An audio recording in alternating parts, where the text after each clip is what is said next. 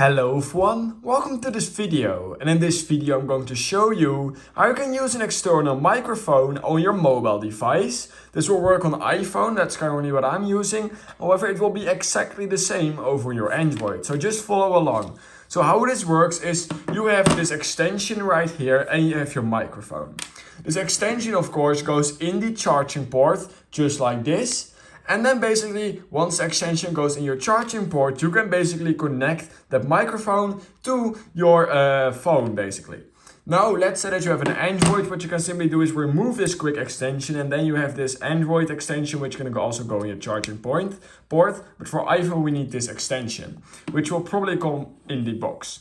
Now, what you basically want to do, like I already told you guys, is put that basically this extension in your charging port like that.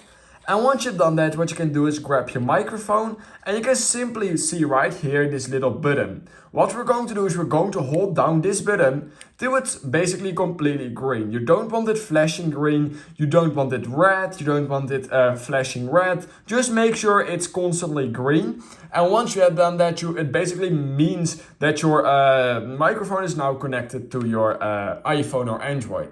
What you can then do is use it basically on any app, your camera app, you can use it on voice memos, you can use it with a phone call, it will all be the same. So what we can right now basically do is hold down this red button so we can start recording. And we can actually see right now that I am currently connected with my microphone by doing this. We can clearly see right now that the second I did that, we saw some massive spikes. And that's because we are currently connected with the microphone, meaning that everything is working. And that's also basically an easy way in order to test if your microphone is actually connected.